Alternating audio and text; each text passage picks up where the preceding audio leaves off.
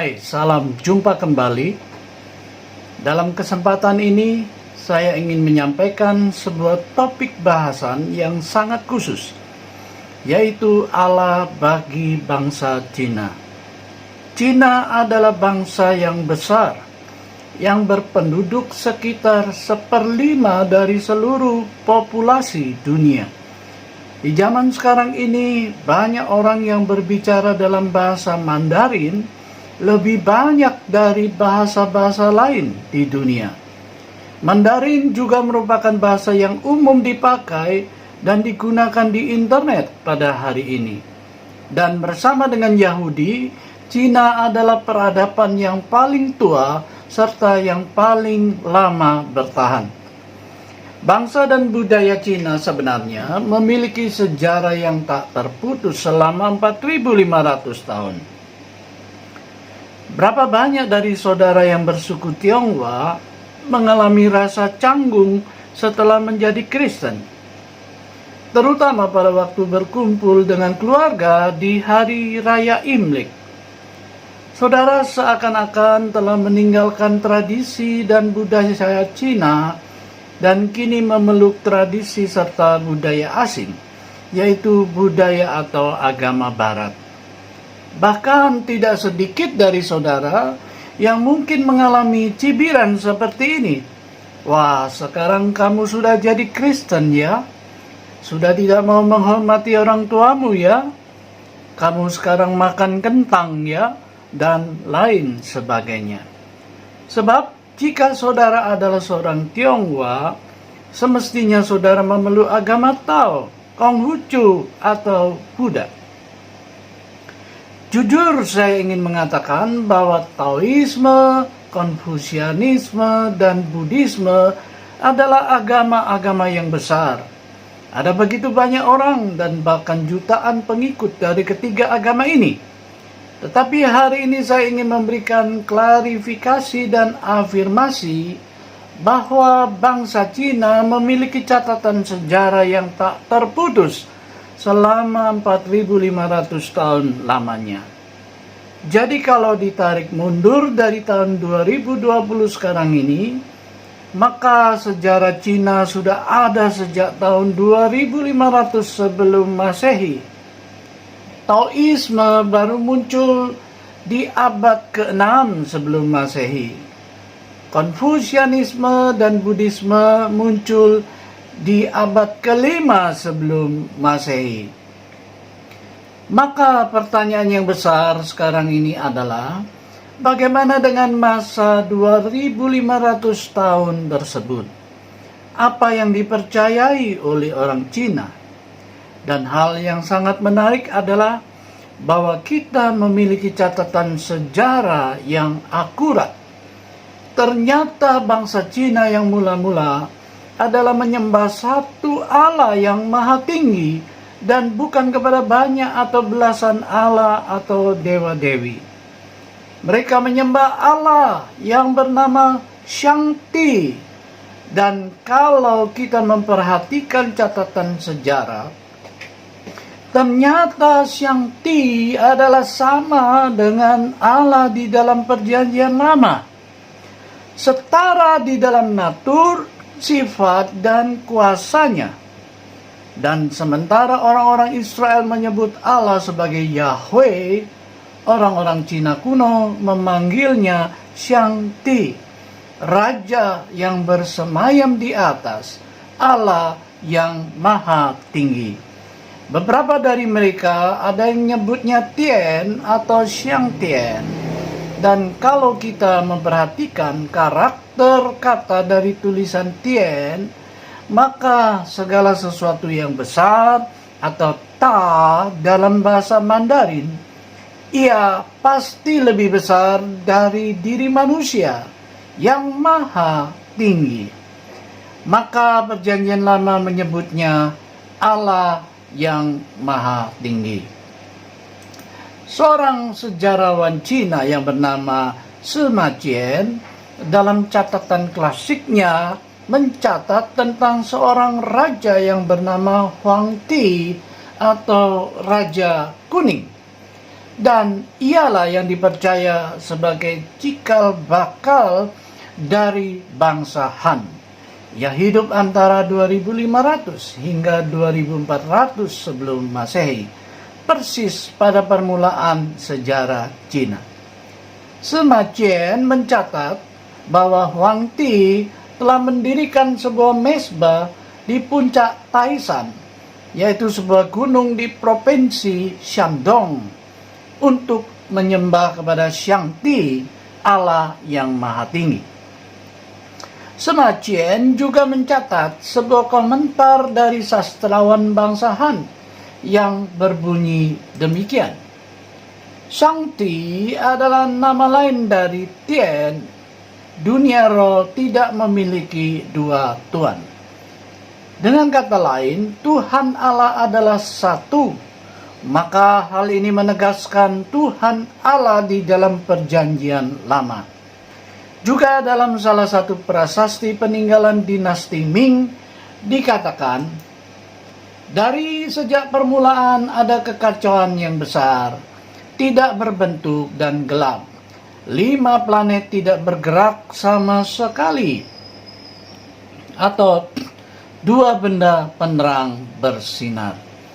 Di tengah hal ini tidak ada bentuk atau suara.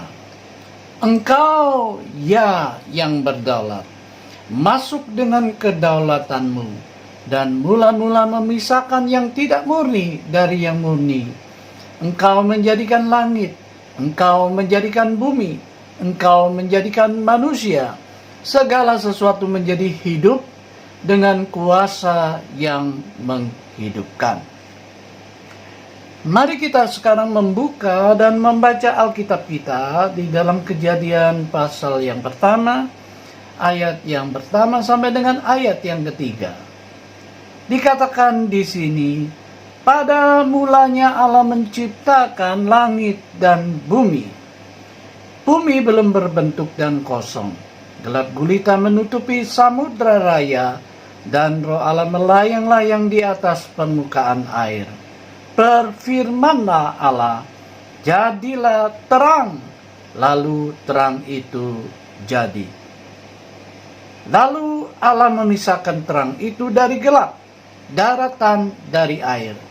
Yang menciptakan pohon-pohon dan tanaman, ikan, burung, dan binatang.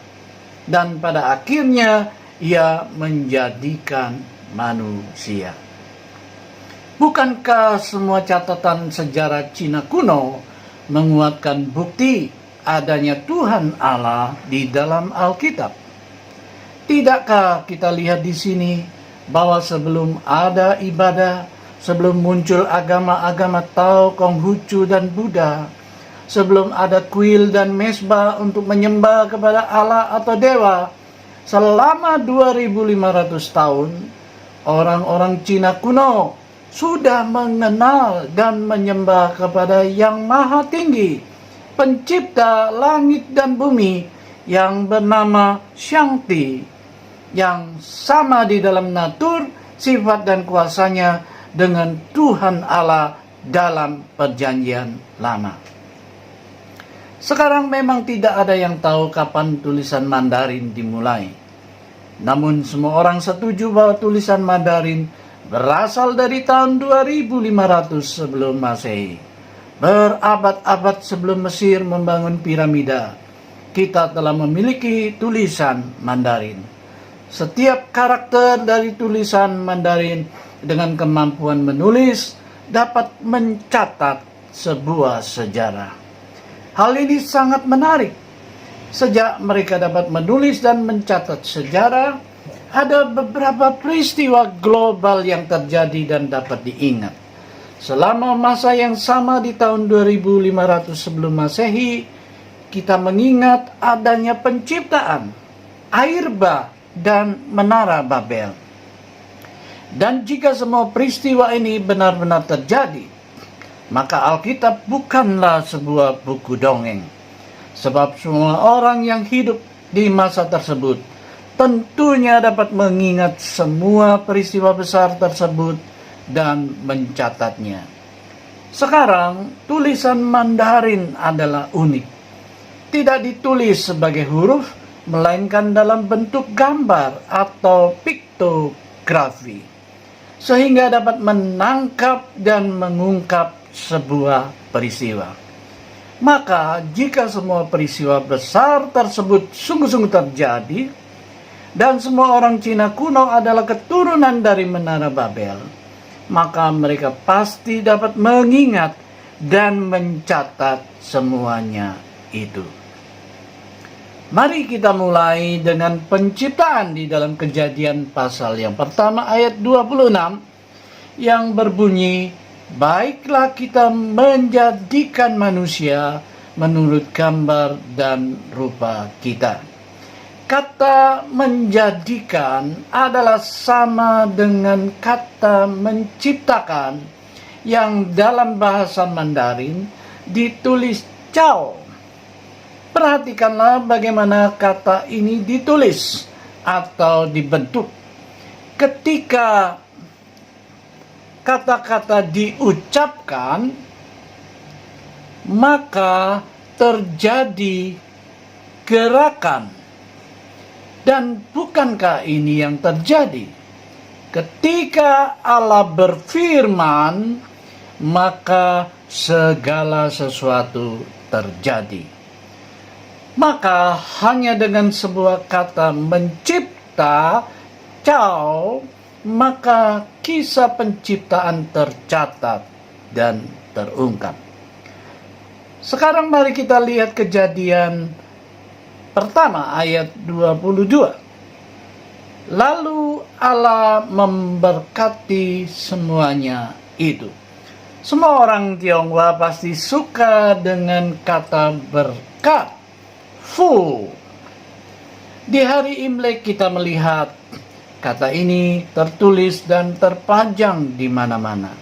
Kata ini juga diartikan keberuntungan yang baik, karena kita ingin keberuntungan datang dan masuk dalam rumah kita, dalam keluarga kita, dalam pekerjaan kita. Nah, bagaimana kata fu ini ditulis atau dibentuk? Mula-mula ada Allah bersama dengan menjadi satu dengan satu mulut di dalam taman. Maka terbentuklah atau terciptalah berkat atau kemakmuran. Jadi, berkat atau kemakmuran bagi orang-orang Cina kuno bukan hanya semata-mata uang atau materi, tetapi juga Allah dalam hubungannya dengan manusia, di dalam sebuah taman yang subur, di dalam keluargamu yang bertumbuh, atau di dalam pekerjaanmu yang berkembang. Mari kita lihat lagi Kejadian 2 ayat 15. Tuhan Allah mengambil manusia itu dan menempatkannya dalam Taman Eden untuk mengusahakan dan memelihara taman itu. Bagaimana kata taman Yuen ini ditulis atau dibentuk? Mula-mula Allah mengambil tanah liat, lalu menghembusi dengan mulut nafasnya ke atas dua orang, seorang laki-laki dan seorang perempuan, dan menempatkan mereka ke dalam sebuah taman. Mari kita lanjutkan dengan Kejadian 2 ayat 16 dan 17. Lalu Tuhan Allah memberi perintah ini kepada manusia. Semua pohon dalam taman ini boleh kau makan buahnya dengan bebas. Tetapi pohon pengetahuan tentang yang baik dan yang jahat itu, janganlah kau makan buahnya. Sebab pada hari engkau memakannya, pastilah engkau mati. Di sini Allah menghentikan manusia, melarang mereka. Dan kata melarang di dalam bahasa Mandarin adalah Chin. Inilah cara menulis atau membentuk kata Chin. Allah menempatkan manusia, Adam dan Hawa ke dalam taman, yaitu yang ada pohonnya. Dan Allah memberikan pernyataan tentang pohon, jangan makan buah dari pohon itu, sebab ketika engkau memakannya, niscaya engkau akan mati. Mengapa dua pohon? Sebab di dalam Taman Eden ada pohon kehidupan dan pohon pengetahuan tentang yang baik dan yang jahat. Sekarang sampai kepada Kejadian pasal yang ketiga ayat yang pertama, dan mulai ada masalah di sana. Adapun ular ialah yang paling cerdik dari segala binatang di darat yang dijadikan oleh Tuhan Allah. Ular itu berkata kepada perempuan itu, tentulah Allah berfirman, semua pohon dalam taman ini jangan kamu makan buahnya, bukan? Di sini iblis datang untuk menggoda Hawa. Apakah kata penggoda dalam bahasa Mandarin? Kata itu adalah mo. Dan perhatikanlah bagaimana kata ini ditulis dan dibentuk. Ada taman, lalu ada pergerakan. Seseorang mendatangi manusia secara diam-diam. Inilah kata untuk iblis, kue, yang juga berarti mencurigakan. Secara diam-diam, pelan-pelan. Dari mana datangnya? Dari antara pepohonan. Dengan bersembunyi ia datang sebagai Mo, si penggoda. Iblis ingin memperdaya Hawa untuk memakan buah yang terlarang. Maka timbullah keinginan dalam diri Hawa, nafsu yang rakus untuk memakannya. Bagaimanakah menuliskan kata rakus atau lan dalam bahasa Mandarin? Sekali lagi tentang pepohonan terhadap perempuan, sebab perempuanlah yang pertama kali jatuh ke dalam godaan. Pencobaan atau godaan adalah selalu sukar di dalam Alkitab. Apakah kata kesukaran atau kekhawatiran dalam bahasa Mandarin?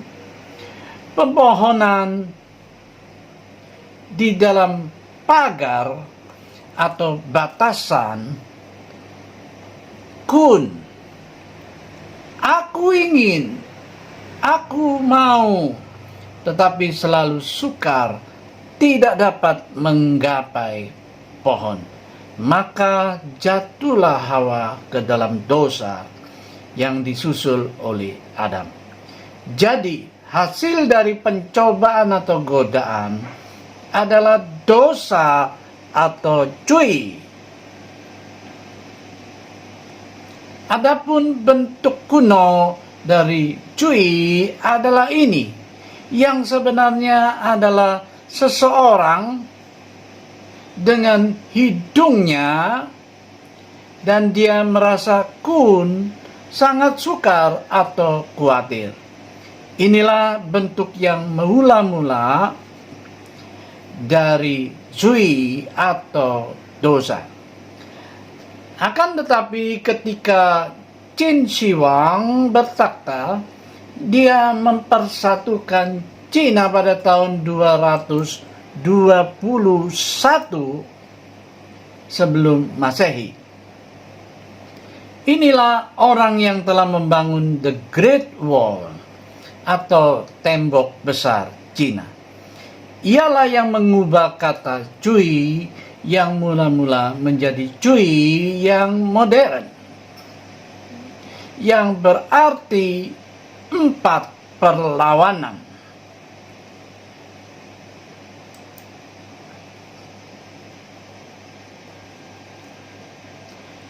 Qin Shi Huang bukanlah seorang Kristen. Oh ya, tidak semua raja atau kaisar Cina adalah non-Kristen. Sebab tidak sedikit adalah orang-orang yang percaya Tuhan. Tetapi meski Qin Shi Huang bukan orang Kristen, rupanya dia digerakkan oleh Tuhan.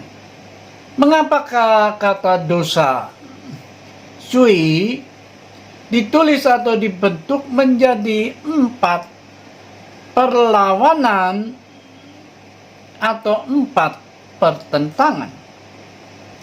Jawabnya adalah sebab ada 4 pertentangan di dalam Kejadian pasal 3. Lihatlah ayat yang pertama. Si iblis berkata, tentulah Allah berfirman, semua pohon dalam taman ini jangan kamu makan buahnya, bukan? Tentu saja hal ini tidak benar. Hal ini bertentangan dengan firman Allah. Sebab Allah berkata, engkau hanya tidak boleh memakan buah dari satu pohon saja. Ini adalah pertentangan yang pertama. Pertentangan yang kedua di dalam ayat kedua. Hawa menjawab, Allah berfirman, jangan kamu makan ataupun raba buah itu, nanti kamu mati. Hal ini juga tidak benar. Allah hanya melarang untuk memakan buah, bukan untuk merabanya. Pertentangan yang ketiga di dalam ayat 4. Tetapi ular itu berkata kepada perempuan itu, sekali-kali kamu tidak akan mati. Hal ini tidaklah benar. Yang benar adalah Allah berfirman, pada waktu engkau memakannya, engkau akan mati. Dan pertentangan yang keempat ada di dalam ayat kelima, bahwa pada waktu kamu memakannya, matamu akan terbuka dan kamu akan menjadi seperti Allah, tahu tentang yang baik dan yang jelek dan yang jahat. Jelas ini bukanlah kehendak Allah. Jadi ada 4 pertentangan. Inilah kata Zui yang pertama kali ditulis, yang mengandung 4 pertentangan yang memimpin kepada dosa. Mari kita sekarang melihat Kejadian pasal 3 ayat yang ke-7. Maka terbukalah mata mereka berdua, dan mereka tahu bahwa mereka telanjang. Bagaimanakah menuliskan kata telanjang atau lo? Perhatikanlah bahwa kata ini berkaitan dengan mengenakan pakaian. Penutup badanmu telah hilang karena engkau memakan buah yang terlarang. Sekarang perhatikanlah ayat ke-8. Ketika mereka mendengar bunyi langkah Tuhan Allah yang berjalan-jalan dalam taman itu pada waktu hari sejuk, bersembunyilah manusia dan istrinya itu terhadap Tuhan Allah di antara pohon-pohonan dalam taman. Jadi manusia itu bersembunyi atau do. Bagaimana kita menulisnya? Tubuhnya ditumpangkan kepada pohon. Jadi tubuhnya adalah pohon. Maka kita tidak dapat melihatnya karena mereka bersembunyi di pohon. Manusia bersembunyi karena merasa bersalah dan berdosa. Bagaimana kita menuliskan kata bersalah atau kui? Kata ini berhubungan dengan hati, dan si iblis masuk ke dalam hati sehingga ni sin li yukwe, atau dalam hatimu ada iblis. Sejak saat itulah iblis memiliki tempat bertakhta di dalam hati kita. Dan dalam Kejadian pasal yang keempat, kita melihat kejahatan demi kejahatan mulai terjadi. Kejahatan yang pertama terjadi di antara dua bersaudara, Kain dan Habel, yaitu Kain membunuh Habel. Lihatlah dalam bahasa Mandarin, Xiong Ti atau saudara telah menjadi Xiong Shou atau pembunuh. Dalam ayat ke-15, lalu Kain memohon belas kasihan Allah dan Allah memberinya suatu tanda yang dalam bahasa Mandarin juga memakai kata xiong, yaitu tanda pada dahi Kain. Lihatlah bahwa semua kisah penciptaan tercatat dalam sejarah tulisan Cina kuno. Mari kita sekarang melanjutkan dengan kisah air bah dalam Kejadian pasal 7. Pertama-tama kita baca ayat ke-7. Masuklah Nuh ke dalam bahtera itu bersama-sama dengan anak-anaknya dan istrinya dan istri anak-anaknya karena air bah itu. Kata bahtera atau perahu yang besar ditulis cuan dalam bahasa Mandarin. Dan perhatikanlah cara menulis atau membentuknya. Zhou, sebuah perahu dengan 8 orang di dalamnya. Mengapa 8 orang? Angka tersebut menunjuk kepada jumlah keluarga Nuh. Nuh dan istrinya 2 orang, 3 anak laki-lakinya, dan 3 menantu perempuannya. Untuk pertama kalinya, sebuah perahu besar dengan 8 orang di dalamnya tercatat dalam sejarah Cina. Sekarang kita sampai kepada Menara Babel dalam Kejadian pasal 11. Inilah yang ketiga dari peristiwa besar secara global. Di sini dunia dan manusia menjadi semakin jahat. Kita baca di dalam ayat pertama dan keempat. Adapun seluruh bumi satu bahasanya dan satu logatnya. Kata mereka, marilah kita dirikan bagi kita sebuah kota dengan sebuah menara yang puncaknya sampai ke langit.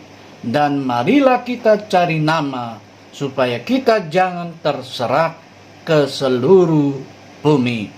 Bagaimanakah kita menuliskan kata menara ta dalam bahasa Mandarin? Perhatikanlah, semua orang ren yang berbicara dengan satu mulut atau dalam satu bahasa. Ini adalah kata Mandarin untuk he, kesatuan. Maka jika kita memiliki satu visi dan berbicara dalam satu bahasa dengan satu suara, kita semua dipersatukan. Tetapi di sini manusia dipersatukan untuk sesuatu yang jahat. Mereka mengambil jerami atau cao cetau dan tanah liat tu cipian untuk membentuk kata menara ta. Jadi untuk pertama kalinya dalam sejarah Cina, menara digunakan dalam kaitan dengan orang-orang yang bersatu untuk membangun sesuatu. Kita baca ayat yang ke-9. Itulah sebabnya sampai sekarang nama kota itu disebut Babel, karena disitulah dikacau balaukan Tuhan bahasa seluruh bumi. Bagaimanakah menuliskan kata kacau, doan, dalam bahasa Mandarin? Kata ini berkaitan dengan lidah. Inilah kata xie tao atau lidah. Dan karena lidah, kaki kanan terserak. Oleh karena bahasa, maka manusia terserak kemana-mana. Nah, kata Mandarin untuk terserak adalah fen san. Perhatikanlah cara menulis dan membentuknya. Ini adalah pa dan tau, sebuah pisau. Dan mengapa ada angka 8 di sini? Sebab 8 generasi memimpin kepada menara Babel. Dan mereka dipisahkan atau terbagi oleh pisau. Dan kata san terdiri atas kung, semua orang, dan rocepen, daging, serta pujebang diikuti. Jadi generasi terpisah atau terbagi, dan daging atau semua orang mengikuti. Jadi oleh karena menara Babel, maka manusia terserak, dan suatu kelompok yang besar menuju ke timur dan menetap di tanah daratan Cina. Jadi mereka berimigrasi. Kata migrasi atau terserak, Cian, perhatikanlah. Ada sebuah migrasi yang besar, ta, dan kata se yang berarti terbagi. Dan dari mana asalnya? Dari barat. Maka Alkitab bagi orang-orang Cina berarti barat. Ingatlah bahwa kita memiliki sebuah dongeng Cina tentang Dewa Kera, Sun Ugong atau Sun Gokong, yang pergi ke barat untuk mencari kitab suci. Di manakah barat itu? Barat bukanlah Amerika atau Inggris, tetapi Tibet. Jadi Alkitab bagi orang-orang Cina adalah barat. Terjadi perpecahan atau pembagian, dan semua orang terserak. Jadi semua orang terserak dan menetap di daratan Cina. Kaisar Wang Ti adalah salah satu dari keturunan mereka. Dan pada zamannya, karakter Mandarin diciptakan. Dan semua hal ini dicatat dalam sejarah. Dan mereka tidak hanya mencatat sejarah. Ingatlah bahwa Wang Ti menyembah Xiang Ti.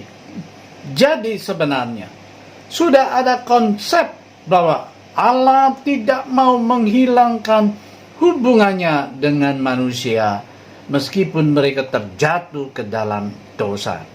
Jadi apa yang Allah lakukan? Perjanjian Lama menjelaskan bahwa Allah melembagakan sebuah sistem pengorbanan darah. Bagaimanakah kita menuliskan kata pengorbanan? Apa yang diperbuat Allah? Kitab Ibrani menjelaskan, kitab Imamat menjelaskan.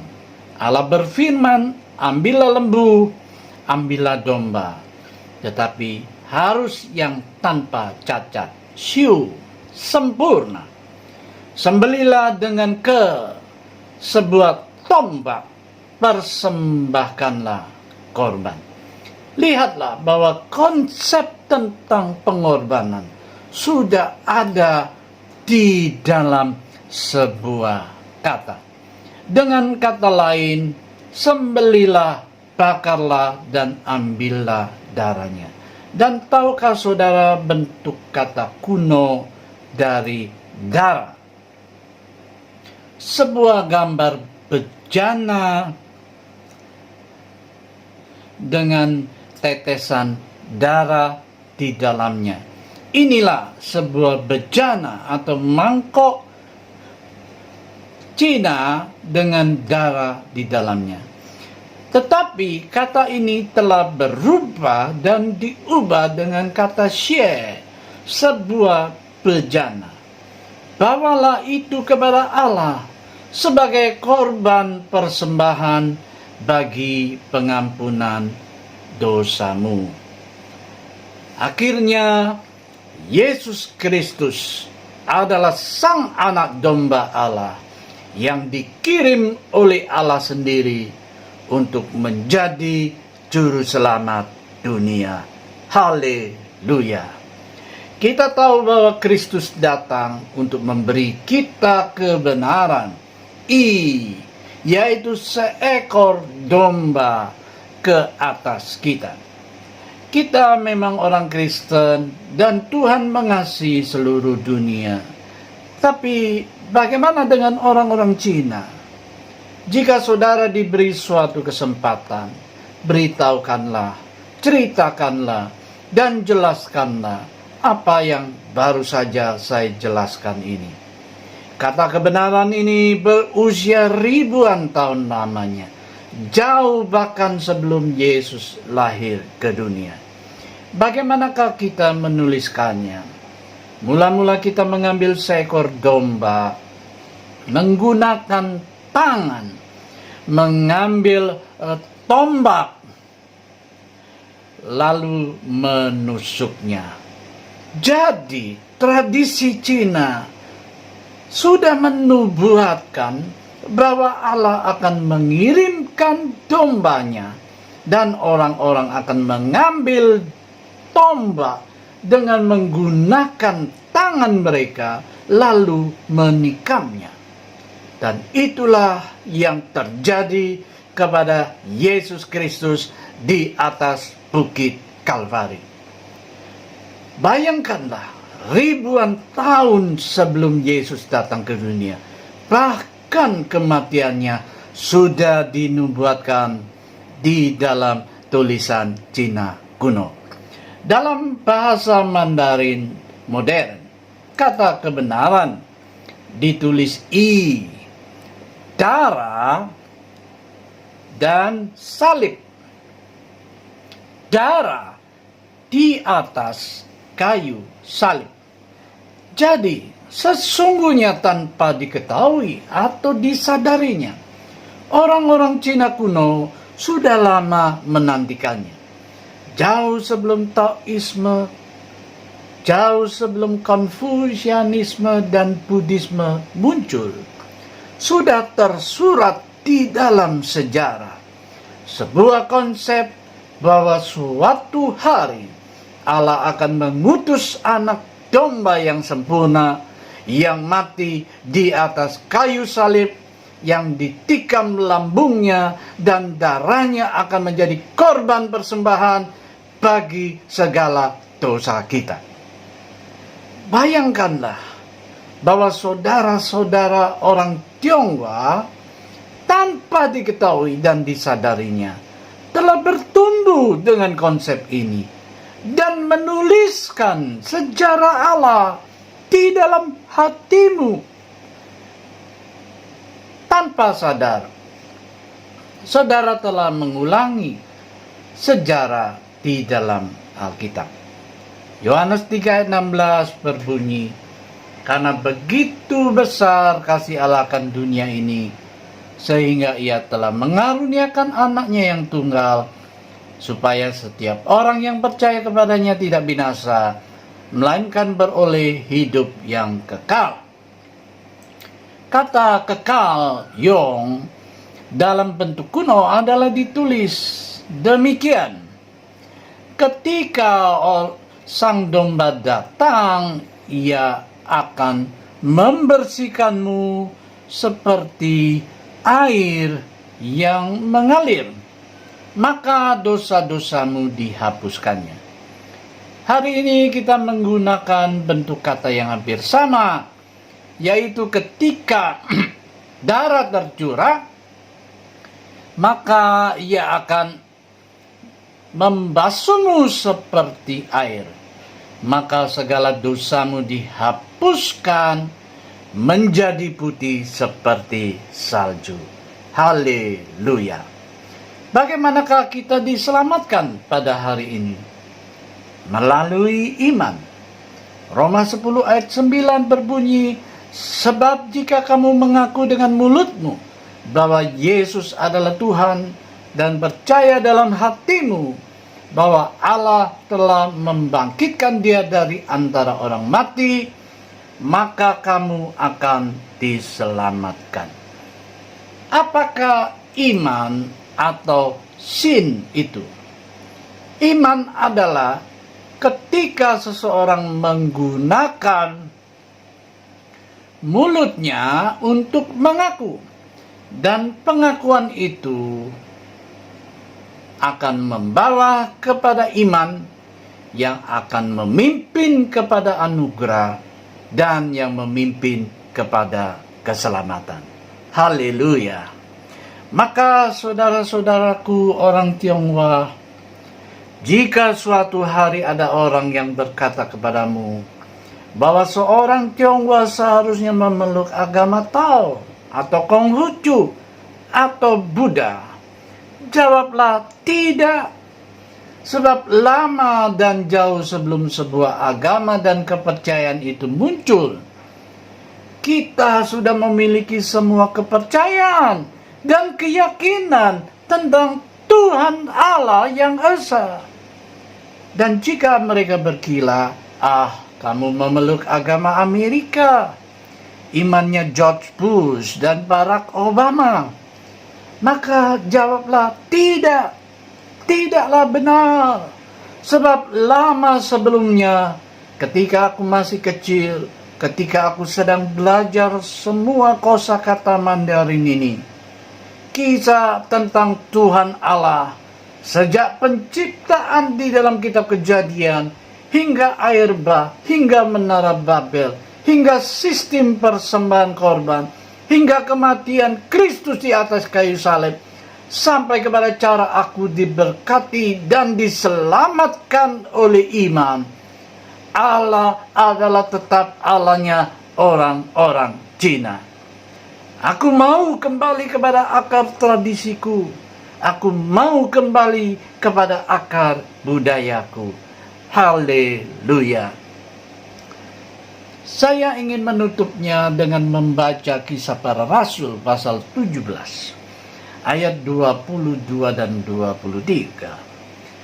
Paulus pergi berdiri di atas Areopagus dan berkata, "Hai orang-orang Athena, aku lihat bahwa dalam segala hal kamu sangat beribadah kepada dewa-dewa. Sebab ketika aku berjalan-jalan di kotamu dan melihat-lihat barang-barang pujaanmu, aku menjumpai juga sebuah mezbah dengan tulisan, kepada Allah yang tidak dikenal. Apa yang kamu sembah tanpa mengenalnya, itulah yang kuberitakan kepadamu." Sebagai orang Tionghoa, kita memiliki sebuah tugas yang besar di Cina, di Taiwan, di Singapura, dan termasuk di Indonesia, serta di semua bagian dunia yang menggunakan bahasa Mandarin. Orang-orang Tionghoa adalah seperti orang-orang di Athena. Kita sangat agamawi, sangat takayul, selalu takut dengan hantu dan kue. Dan apa yang harus kita lakukan adalah hanya mengarahkan mereka. Sebab orang-orang Tionghoa umumnya adalah orang-orang yang mencari Tuhan. Maka kita tinggal menunjukkan Allah yang sedang mereka cari. Tuhan Allah adalah Allah yang sama yang disembah oleh Kaisar pertama Cina, yaitu Shangti. Engkau tidak tahu namanya, tapi bagi orang-orang Israel ia disebut Yahweh atau Yehova, dan bagi orang-orang Kristen ia disebut Tuhan Yesus Kristus. Mari kita baca ayat 26. Dari satu orang saja ia telah menjadikan semua bangsa dan umat manusia untuk mendiami seluruh muka bumi, dan ia telah menentukan musim-musim bagi mereka dan batas-batas kediaman mereka. Jadi, meskipun kita tidak mengenal Allah, oleh anugerahnya ia telah memasukkan kita ke dalam rencananya untuk menyelamatkan kita. Ia menyatakan dan memperkenalkan dirinya kepada kita. Ia memberitahukan kisahnya kepada kita dan memberitahu kita tentang akar warisan dan budaya kita. Ia ingin memberkati kita dan menjadikan kita kepala dan bukan ekor, untuk membawa kita kepada kemakmuran dan kesejahteraan.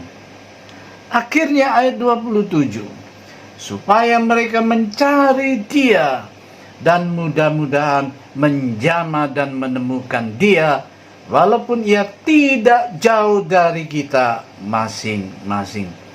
Jadi Allah kita tidaklah jauh, hanya sejauh nafas kita.